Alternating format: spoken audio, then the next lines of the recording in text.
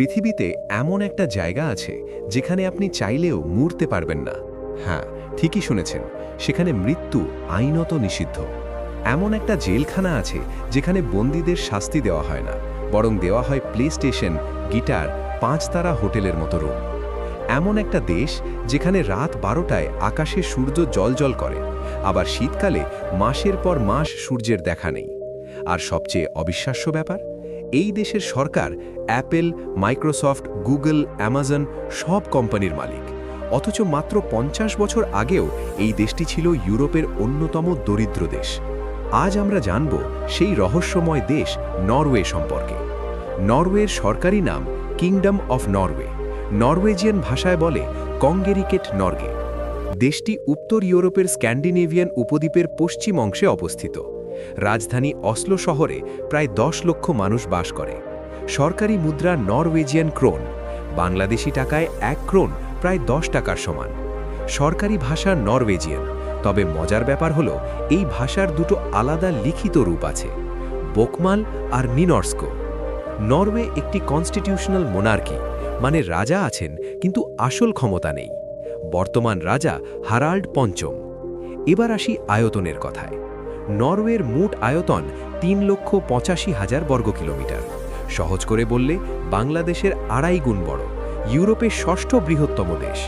কিন্তু মজার ব্যাপার হলো এত বিশাল দেশে মানুষ আছে মাত্র 54 লক্ষ। একটু ভেবে দেখুন, শুধু ঢাকা শহরেই এর চেয়ে বেশি মানুষ থাকে। প্রতি বর্গ কিলোমিটারে মাত্র 14 জন, যেখানে আমাদের বাংলাদেশে এই সংখ্যা 1265 জন। নরওয়ে আসলে ইউরোপের দ্বিতীয় সবচেয়ে জনবিরল দেশ। দেশটার আকৃতি বেশ অদ্ভুত, অনেকটা লম্বা সাপের মতো। উত্তর থেকে দক্ষিণে দৈর্ঘ্য 2518 কিলোমিটার, কিন্তু প্রস্থ সবচেয়ে চওড়া জায়গাতেও মাত্র 430 কিলোমিটার, আর কোথাও কোথাও তো মাত্র 6 কিলোমিটার চওড়া। 3টি দেশের সাথে নরওয়ের সীমান্ত আছে।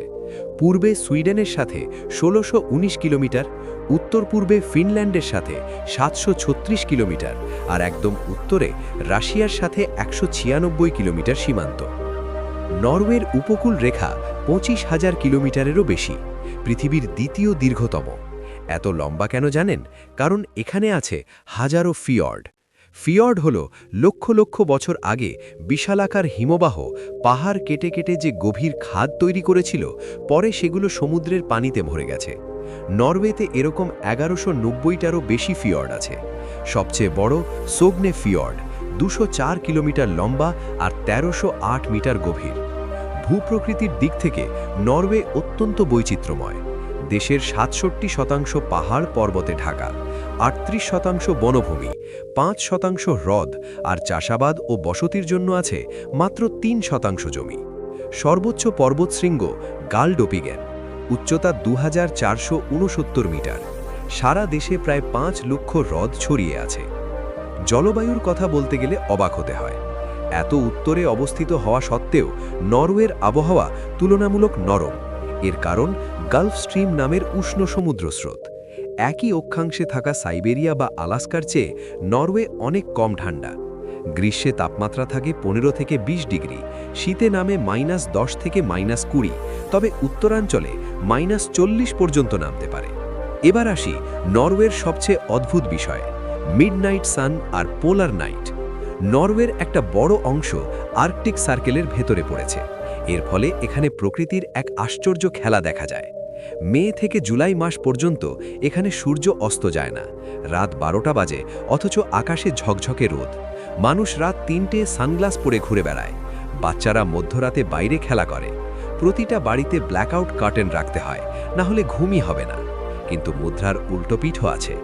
নভেম্বর থেকে জানুয়ারি পুরো সময়টা সূর্য ওঠেই না, 24 ঘন্টা শুধু অন্ধকার। এই সময় মানুষের মধ্যে ডিপ্রেশন বাড়ে, ভিটামিন ডি এর অভাব দেখা দেয়। তাই সবাইকে ভিটামিন ডি ট্যাবলেট খেতে হয়, লাইট থেরাপি নিতে হয়। প্রাকৃতিক সম্পদে নরওয়ে অত্যন্ত সমৃদ্ধ। তেল, গ্যাস, মাছ, কাঠ, খনিজ আর হাইড্রো পাওয়ার। তেল ও গ্যাস রপ্তানিতে বিশ্বে 8ম, মাছ রপ্তানিতে 2য়, আর স্যামন রপ্তানিতে বিশ্বে 1ম অবস্থানে নরওয়ে। অর্থনীতির কথা বললে চোখ কপালে উঠবে। মাথাপিছু আয় $1,06,000, বিশ্বে 4র্থ, আমাদের বাংলাদেশের চেয়ে 38 গুণ বেশি। বেকারত্বের হার মাত্র 3%। বিভিন্ন আন্তর্জাতিক সূচকে নরওয়ের অবস্থান দেখলে অবাক হতে হয়। হিউম্যান ডেভেলপমেন্ট ইন্ডেক্সে বিশ্বে প্রথম, প্রেস ফ্রিডমে প্রথম, ডেমোক্রেসি ইন্ডেক্সে প্রথম, জেন্ডার ইকুয়ালিটিতে দ্বিতীয়, দুর্নীতিতে চতুর্থ সর্বনিম্ন আর ওয়ার্ল্ড হ্যাপিনেস ইন্ডেক্সে সপ্তম অবস্থানে নরওয়ে। বিদ্যুতের কথা বললে 96% বিদ্যুৎ আসে হাইড্রো পাওয়ার থেকে। 16 বেশি হাইড্রো পাওয়ার প্ল্যান্ট আছে। পাহাড়ি নদী থেকে তৈরি হয় বিশ্বের সবচেয়ে ক্লিন এনার্জি।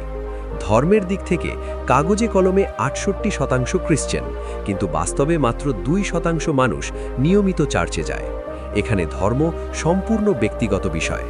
এবার একটু পেছনে যাই। 1000 বছর আগে এই মাটিতে জন্ম নিয়েছিল ইতিহাসের সবচেয়ে ভয়ঙ্কর যোদ্ধারা। তাদের নাম ভাইকিংস। 793 সাল ইংল্যান্ডের লিন্ডিসফার্ন দ্বীপে সন্ন্যাসীরা শান্তিতে প্রার্থনা করছিলেন। হঠাৎ দিগন্তে দেখা গেল ড্রাগনের মাথা লাগানো লম্বা লম্বা জাহাজ। সেখান থেকে নেমে এলো বিশাল দেহী যোদ্ধারা, হাতে কুঠার আর তলোয়ার। তারা দখল করে নিল England, Ireland, Scotland, Iceland, Greenland. আরেকটা মজার তথ্য, ক্রিস্টোফার কলম্বাসের 500 বছর আগেই আমেরিকা পৌঁছে গিয়েছিল ভাইকিং নাবিক লেইফ এরিকসন। ভাইকিংসদের ধর্ম ছিল নর্স মিথোলজি। তাদের দেবতা ছিলেন ওদিন আর থর। হ্যাঁ, মার্ভেল সিনেমায় যে থর দেখেন সে আসলে ভাইকিংসদের দেবতা। তারা বিশ্বাস করত যুদ্ধে মারা গেলে সরাসরি চলে যাবে ভালহালায়, যোদ্ধাদের স্বর্গে। 1066 সালে শেষ হলো ভাইকিং এজ। ক্রিশ্চিয়ানিটি এলো এই অঞ্চলে। ধীরে ধীরে ভয়ঙ্কর যোদ্ধারা হয়ে গেল শান্তিপ্রিয়। কিন্তু ভাইকিং এজ শেষ হওয়ার পর নরওয়ের অবস্থা হয়ে গেল করুণ। শত শত বছর ধরে তারা ছিল ইউরোপের পিছিয়ে পড়া দেশ। এমনকি 1960-এর দশকেও নরওয়ে ছিল ইউরোপের দরিদ্রতম দেশগুলোর একটা। মাথাপিছু আয় ছিল মাত্র $2000, যেখানে সুইডেন ছিল $3500, ডেনমার্ক $3200, ব্রিটেন $4000। নরওয়ে ছিল স্ক্যান্ডিনেভিয়ার গরিব আত্মীয়। 70% মানুষ নির্ভর করত মাছ ধরা আর কৃষিকাজের উপর। জেলেরা প্রচণ্ড শীতে জীবনের ঝুঁকি নিয়ে সমুদ্রে যেত, অনেকেই আর ফিরত না। 1825 থেকে 1925-এর মধ্যে প্রায় 8 লক্ষ নরওয়েজিয়ান দেশ ছেড়ে আমেরিকা পালিয়ে গিয়েছিল। তখনকার মোট জনসংখ্যার 1/3। তারা ভাবত এই দেশে থেকে লাভ নেই। তারপর এলো সেই দিন যা সব কিছু বদলে দিল। 23শে ডিসেম্বর 1969 নর্থ সি বা উত্তর সমুদ্রে ফিলিপস পেট্রোলিয়াম কোম্পানি তেল খুঁজছিল। হঠাৎ তারা পেয়ে গেল বিশাল তেলের খনি, একোফিস্ক অয়েল ফিল্ড। এরপর এক এক করে আবিষ্কার হলো আরও 80টা অয়েল ও গ্যাস ফিল্ড। এখানে অন্য দেশ হলে কি করত? ভেনেজুয়েলার কথা ভাবুন, তারাও তেল পেয়েছিল, সব টাকা উড়িয়ে দিল, আজ দেউলিয়া। নাইজেরিয়াতে বিশাল তেলের মজুদ, কিন্তু জনগণ এখনও দরিদ্র। কিন্তু নরওয়ে সম্পূর্ণ উল্টো কাজ করল। 1990 সালে তারা তৈরি করল গভর্নমেন্ট পেনশন ফান্ড গ্লোবাল। নিয়ম করল তেল বিক্রির টাকা সরাসরি খরচ করা যাবে না, সব জমা হবে এই ফান্ডে। ফান্ডের টাকা ইনভেস্ট করা হবে সারা পৃথিবীতে। সরকার শুধু মুনাফার 3% খরচ করতে পারবে, মূল টাকায় হাত দেওয়া যাবে না। আজ এই ফান্ডের মূল্য কত জানেন? $17 লাখ কোটি। বাংলাদেশের মোট জিডিপির 4 গুণ, বিল গেটসের সম্পদের 13 গুণ। এই ফান্ড 9000-এরও বেশি কোম্পানিতে বিনিয়োগ করেছে। অ্যাপেলের 1.4% মালিক নরওয়ে সরকার, মাইক্রোসফটের 1.3%, গুগল, অ্যামাজন, স্যামসাং, নেসলে সব কিছুতে তাদের শেয়ার আছে। একটা মজার হিসেব করুন, $17 লাখ কোটি ভাগ করুন 54 লক্ষ মানুষে, দাঁড়ায় $3,14,000, জনপ্রতি প্রায় 3,50 লাখ টাকা। মানে নরওয়েতে একটা বাচ্চা জন্মানোর সাথে সাথে সে কোটিপতি। এবার আসি সেই রহস্যে যার কথা শুরুতে বলেছিলাম। পৃথিবীতে কোথায় মৃত্যু ইল্লিগাল? নরওয়ের একটা দ্বীপ আছে, নাম সোয়ালবার্ড। নর্থ পোল থেকে মাত্র 1000 কিলোমিটার দূরে। তাপমাত্রা নামে -40 পর্যন্ত। 1950 সালে বিজ্ঞানীরা একটা ভয়ঙ্কর জিনিস আবিষ্কার করলেন। এখানকার কবরস্থানে 70 বছর আগে কবর দেওয়া লাশ একদম অক্ষত, পচেনি। কারণ এত ঠান্ডায় ব্যাকটেরিয়া বাঁচতে পারে না। কিন্তু আসল ভয়ের কথা হলো 1918 সালের স্প্যানিশ ফ্লু মহামারীতে যারা মারা গিয়েছিল তাদের অনেককে এখানে কবর দেওয়া হয়েছিল। সেই মৃতদেহে আজও সেই মারাত্মক ভাইরাস জীবিত আছে। ক্লাইমেট চেঞ্জে যদি বরফ গলে যায় তাহলে সেই ভাইরাস ছড়িয়ে পড়তে পারে, হতে পারে নতুন মহামারী। তাই আইন করা হলো সোয়ালবার্ডে কাউকে কবর দেওয়া যাবে না। কেউ গুরুতর অসুস্থ হলে তাকে প্লেনে করে মূল ভূখণ্ডে পাঠিয়ে দিতে হবে। এখানে মৃত্যু লিটারালি ইললিগ্যাল। তবে এই দ্বীপেই আছে মানবজাতির ভবিষ্যৎ রক্ষার চাবিকাঠি, সোয়ালবার্ড গ্লোবাল সিড ভল্ট, যাকে বলা হয় ডুমসডে ভল্ট। এখানে সংরক্ষিত আছে 10 লক্ষ প্রজাতির বীজ। যদি কখনো পারমাণবিক যুদ্ধ হয়, অ্যাস্টেরয়েড পড়ে বা মহাবিপর্যয় ঘটে, তাহলে এই ভল্ট থেকে পৃথিবীকে আবার সবুজ করা যাবে। নরওয়ে শুধু নিজের ভবিষ্যৎ নয়, পুরো মানবজাতির ভবিষ্যৎ রক্ষা করছে। নরওয়ের হালডেন প্রিজনের ছবি দেখলে মনে হবে কোনো হোটেল। প্রতিটা বন্দির আছে নিজস্ব বাথরুম, ফ্ল্যাট স্ক্রিন টিভি, আরামদায়ক বিছানা। এখানে বন্দিরা গিটার শেখে, কুকিং ক্লাস করে, জিমে এক্সারসাইজ করে। শুনে রাগ হচ্ছে, অপরাধীদের এত আরাম, কিন্তু ফলাফল দেখুন।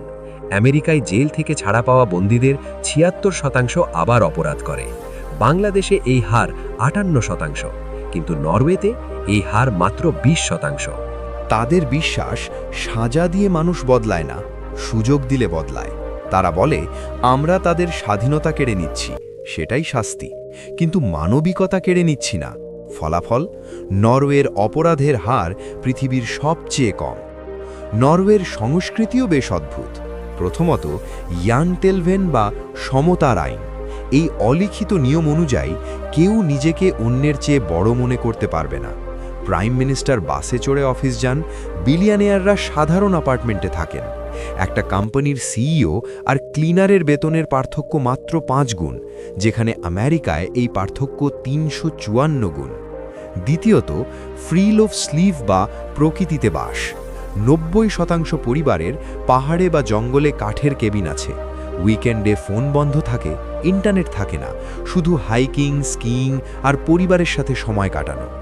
তৃতীয়ত, তাদের প্যারেন্টিং স্টাইল। শীতকালে বাইরে -10 ডিগ্রি, বাচ্চা স্ট্রলারে বাইরে ঘুমাচ্ছে, আর মা ভেতরে ক্যাফেতে কফি খাচ্ছে। এটা নরওয়েতে একদম স্বাভাবিক ব্যাপার। তারা বিশ্বাস করে ঠান্ডায় বাচ্চার রোগ প্রতিরোধ ক্ষমতা বাড়ে, আর বাবারা পান 15 সপ্তাহের বাধ্যতামূলক প্যাটার্নিটি লিভ। আজকের নরওয়ে পরিবেশের দিক থেকে বিশ্বে 1 নম্বর। নতুন বিক্রি হওয়া গাড়ির 92% ইলেকট্রিক। মজার ব্যাপার হলো, তেল বিক্রি করে ধনী হয়েছে, কিন্তু নিজেরা তেল ব্যবহার করে না। 98% বিদ্যুৎ আসে নবায়নযোগ্য উৎস থেকে। প্লাস্টিক রিসাইক্লিংয়ের হার 97%। টার্গেট 2030 সালের মধ্যে সম্পূর্ণ কার্বন নিউট্রাল হওয়া। আর নাগরিক সুবিধার কথা বলুন, জন্ম থেকে ইউনিভার্সিটি পর্যন্ত শিক্ষা সম্পূর্ণ বিনামূল্যে, স্বাস্থ্যসেবাও সম্পূর্ণ ফ্রি। সপ্তাহে কাজ 37.5 ঘন্টা, 5 সপ্তাহ বেতন সহ ছুটি। তবে সবকিছু নিখুঁত না, কিছু সমস্যাও আছে। নরওয়ে চরম ব্যয়বহুল। একটা বিগ ব্যাকের দাম 1200 টাকা, 1 কাপ কফি 600 টাকা। অসলোতে 1 রুমের ফ্ল্যাটের ভাড়া 1.5 লক্ষ টাকা মাসে। ট্যাক্স অনেক বেশি, আয়ের প্রায় অর্ধেক চলে যায়। শীতকালে মাসের পর মাস সূর্য থাকে না, ডিপ্রেশন বাড়ে। ইমিগ্রেশন অত্যন্ত কঠিন। নরওয়েজিয়ান ভাষা শিখতে হয়, জব মার্কেট প্রতিযোগিতামূলক। আর নরওয়েজিয়ানরা বেশ গম্ভীর স্বভাবের। বন্ধু বানানো কঠিন, বহিরাগতদের সাথে মিশতে সময় লাগে। নরওয়ে থেকে আমরা কি শিখতে পারি? টাকা দিয়ে সুখ কেনা যায় না, সংস্কৃতি দিয়ে হয়। এত ধনী হয়েও তারা সাদাসিধে জীবনযাপন করে। শাস্তি দিয়ে অপরাধ কমে না, সুযোগ দিয়ে কমে। প্রকৃতি ধ্বংস না করেও উন্নতি করা যায়। সমতা সম্ভব। সিইও আর ক্লিনার একই মর্যাদা পেতে পারে। আর সবচেয়ে বড় শিক্ষা, একটা দেশ বদলাতে 1000 বছর লাগে না, 50 বছরই যথেষ্ট, যদি সততা থাকে, যদি দূরদৃষ্টি থাকে। এই ছিল নরওয়ে, যেখানে সূর্য ডোবে না, মৃত্যু নিষিদ্ধ, জেল দেখতে রিসর্টের মতো, আর সরকার অ্যাপেলের মালিক। নরওয়ের কোন বিষয়টা আপনাকে সবচেয়ে অবাক করল? কমেন্ট করে জানান। ভিডিওটা ভালো লাগলে লাইক করুন, সাবস্ক্রাইব করুন বিশ্ব অধ্যায় চ্যানেলে। পরের ভিডিওতে এমন একটা দেশ নিয়ে আসছি যেখানে প্রতিটা বাড়িতে নিউক্লিয়ার বাংকার আছে। ট্রেন 1 মিনিট লেট হলে জাতীয় সংবাদ হয়। অনুমান করুন কোন দেশ? কমেন্টে লিখুন। ভালো থাকবেন, সুস্থ থাকবেন। আল্লাহ হাফেজ।